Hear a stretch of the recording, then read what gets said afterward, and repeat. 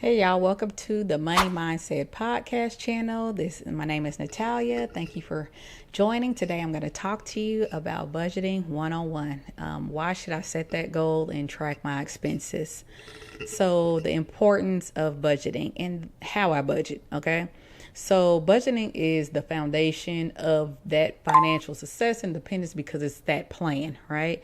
We want to, again, like I talk about in most of my videos, you want to have that plan for your money because it helps you not really take control of your money as if you're not, I would say not like you're closed fist and you can't have any money flowing through, but it helps you take control of your money as far as like aligning your spending in your saving and your investing with your financial goals. So there is nobody better than you that knows like what your goals is, what your dreams is, what your ambitions is.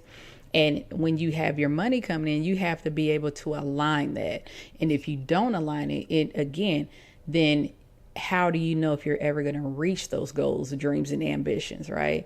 Because it's going to take longer. Because instead of you just drawing that straight line from point A to point B, you're going all the way around because you don't have that plan.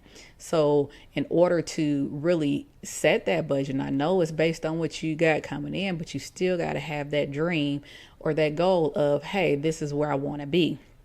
So I don't care if that's like a 1 month goal, a 1 year goal, 3 year goals, or a lifelong goal. I suggest that you just have all because that ties directly back into your budget and what you're doing, right? So if I know that I don't want to work when I get into my 70s, 80s, or whatever that age might be, if I'm not doing anything right now to make sure that I'm not working then, you just have to take action right now, but you can't assume that at age 65, 70, I'm just going to arrive at this point in life that I've always dreamt about, right? Because what actions and what efforts did I put into doing that, right? So it's everything as far as that accountability of what you're doing today. What is the little daily actions that I'm taking or the big daily actions? But the point is to be moved, to keep moving, right? So, and it's really just being able, another way of budgeting is to be able to hold yourself accountable to what you said and what you promised to do for yourself.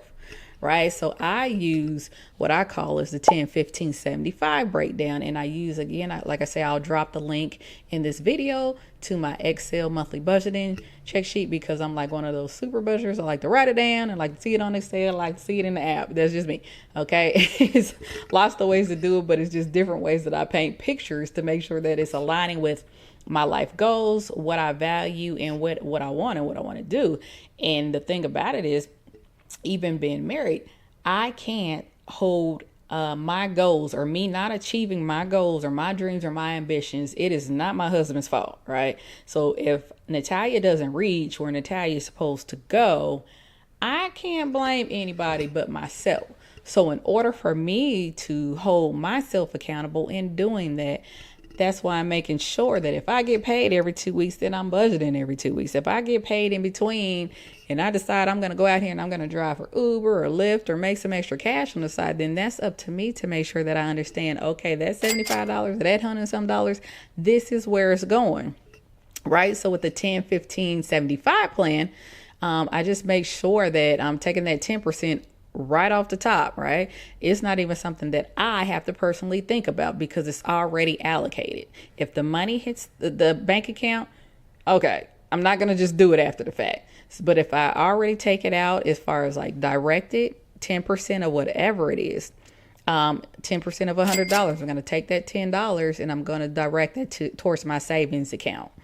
And what I encourage like my kids and I have them do is, since we know where we're going and we know what that goal is or that line that you're looking for, and it's an ever moving line because you might grow and change your ambitions and your dreams, and that's perfectly fine. But as you grow and you have that goal of what you're working for, I actually had them set up separate savings accounts for them. So if you say, hey, I want to start a business, I'm going to have a savings account at the bank for my business, and that's where the money is going, right? If I haven't started yet.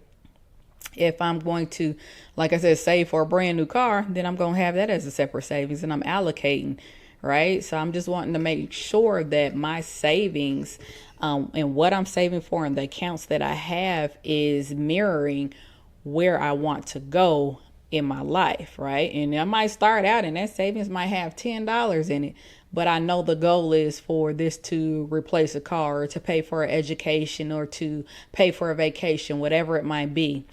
So again, that 10% comes off the top, and my 10% towards my different savings goals, you can do it as 10% as a whole, or you can break it out the 10% amongst your different savings account. However way you're able to do that is perfectly fine. Now, the second is the 15% for, I put kind of savings and investing, because investing, you're still saving, right? And that goes directly to my investments accounts, right?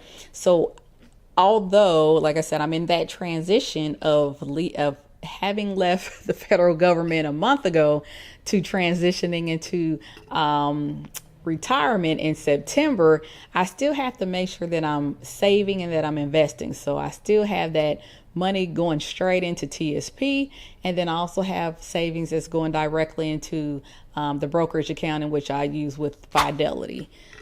Excuse me. In Fidelity in my retirement account. And so I have, even within Fidelity, and I'll show you one day of just how it's broken out. Like, I love to invest in like ETFs, index funds, even individual stocks, which is can be a little more risky if you don't know how or what, because you're betting on one company. But I do have that separate percentage of not only what I'm investing in TSP, but also what can I do on my own? And I love the fact and the ability to be able to invest outside of that. Like I said, I don't care if it's Stash, Robinhood, Webull, whoever it might be. I love to be able to do that outside of an employer because of the amount of control, right? I don't have to always go ask somebody, hey, I need, access to this, or I want to sell this or do it this way. So that allows me the flexibility of, having that strict plan within TSP of me invested in like CSI, and then also having like what I call like my fun investment account of me learning and understanding like where am I putting my money, what type of companies am I putting my money in, and just knowing like their profits, what they stand for, what that bucket of companies look like. And so that's my way of learning. Outside of that is just to have that separate savings account and be able to learn and strategize, like how am I going to get and reach my goals. And so the last part, of course, is that 75% for just living expenses. So this is your household bills, any discretionary spending. Me and my husband started our business back in, I want to say about 2013, of buying real estate. And like I said, I talked about it on my TikTok. The goal was just to buy and have one deed at a time. So one deed is one house, right? So I was, like I say, born and raised in Portland, Oregon. So it's a totally different picture as far as like their real estate there. You might not be able to touch anything for under 200K versus being in the South, you can, right? So even in the city that I live in, you can buy houses for 15K, 20K. You can renovate them, rehab them. And it was just a lot more flexibility in that when we got started to be able to buy homes and be able to rent it out and, get them where we're actually living off of the income from those tenants and having that mailbox money. But it took some time, right? Nothing, what they say, nothing worth having. Nothing worth having. Nothing, I'm going to say it this way. If I want it, it's worth working for, okay? Oh, that's what I'm going to say. So I prioritize and just make sure that we buckle down and just said there's certain things that we're going to do to be able to achieve, to have these things to be able to pay for our living expenses. So one of the biggest things that people pay for is, of course, taxes, housing, car payments. A lot of people spend like their money on discretionary spending, meaning just eating out. Like, you would be surprised looking at numbers and people's budgets, like how much money they're actually spending on just eating out on a whim. That was never really part of their plan, right? Or part of their budget. So just making sure, like in that 75% of living expenses, that you are prioritizing in the way in which you do that, that you're taking care of off the top, right? That's my mortgage, that's my rent, before I go into paying like my other bills. So if you are like struggling with budgeting, what you do know is if I have enough income to pay for that rent, or I have enough income to pay for my mortgage, I can always find a way to come up with my light bill or my cell phone bill, right? So we want to make sure we're taking those higher expensive things right off the top from the time that check hits your bank, or from, I'm not even gonna say check, from the time that money hits your bank, whatever way. It could be your Cash App to your Cash App account. From the time you get the Zelle pay to your Zelle to your account, you want to make sure that you're taking care of the important things off the top, and then go down to the less important things. And that's why I said you're always left at the end with a discretionary, like, oh, it could be lunch money. It could be, okay, I want to go out, or I got my Fridays, I'm at Smoothie King, right?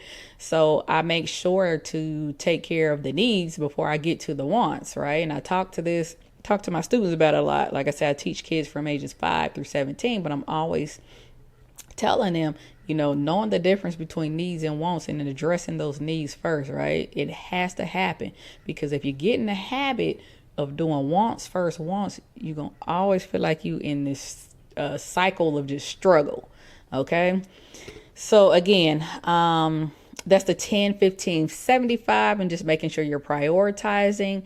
And then, like, people talk about a lot on budget, when we're talking about budgets, as far as like tracking expenses effectively, I don't necessarily track like some people track, like, oh, I got to keep all my receipts from, any place that I go. I don't track expenses in that sense, because of the way that I set my budget up, right?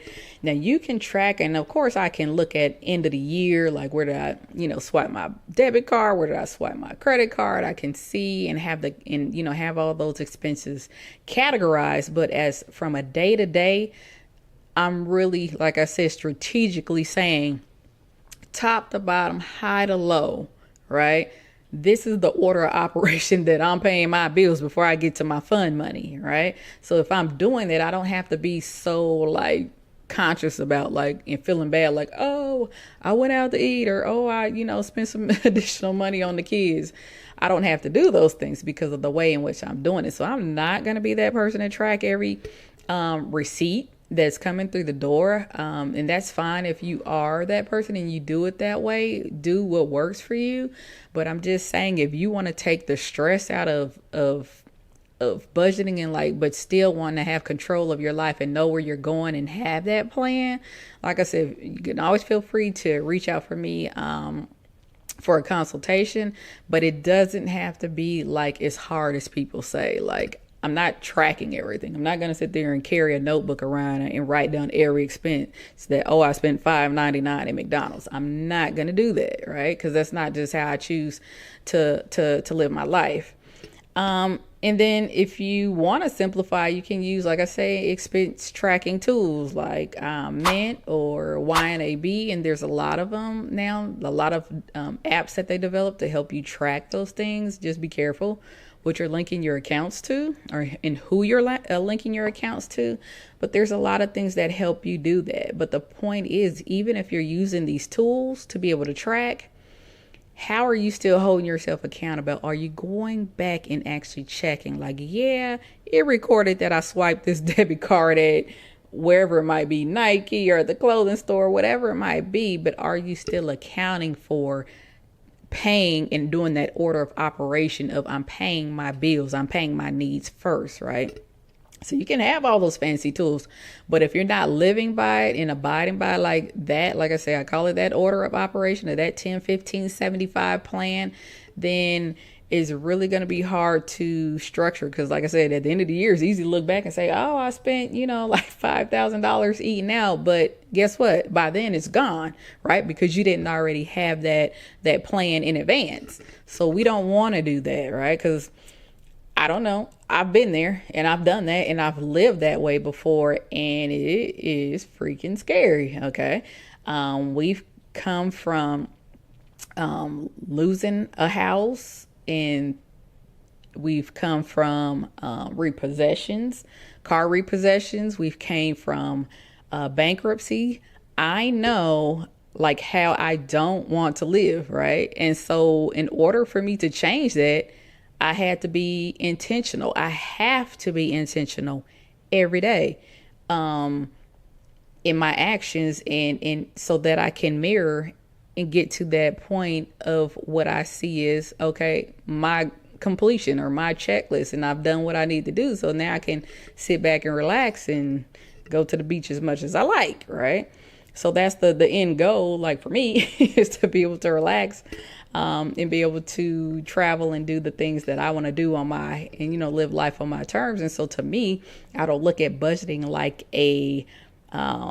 like something that's choking me. I look at something that's freeing me, right? Because I know what I am going away from, right? I'm going to better habits, being more responsible, just doing all the things that a grown up is supposed to do or a child should be taught to do, so that they don't have to go through things that we may have been through in our younger lives, or experience things that we have experienced in our younger lives because we weren't taught like those things.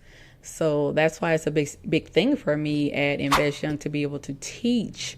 Like I say, I love teaching. I will teach 5 through adult and show you, hey, it doesn't have to be this hard, right?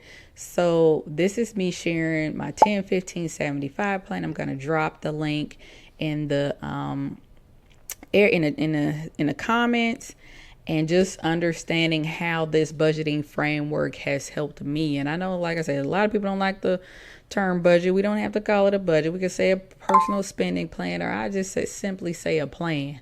Like, I'm that type of person that needs to have a plan A, B, C, D. Just in case A fall through, I'm on the B, right? So we want to make sure that we have that plan, right? Because I know, and I want you to know, like, where is it that you're going? What is it that you want to do? You can do anything that you want to do as long as you are actively working towards it, right? So you can say, hey, Natalia, I want to travel. Hey, Natalia, I want to pay my house off. Hey, Natalia, I want to pay my car off. I just want to get my kids through college, whatever that might be. We can paint that picture, right? And we can have that plan, and we can complete that plan as long as we are being actionable and understand. A lot of people just don't know what that plan looks like. Like, how do I get started, right? How do I do those things, right? So I can help you with that. But again, this is my video about the 10, 15, 75. I hope you decide to, get on a plan. And if you need help, again, work with me. And thanks for listening. And let's get responsible and get on it and handle our business with our money and what we're doing, so that we can make more money.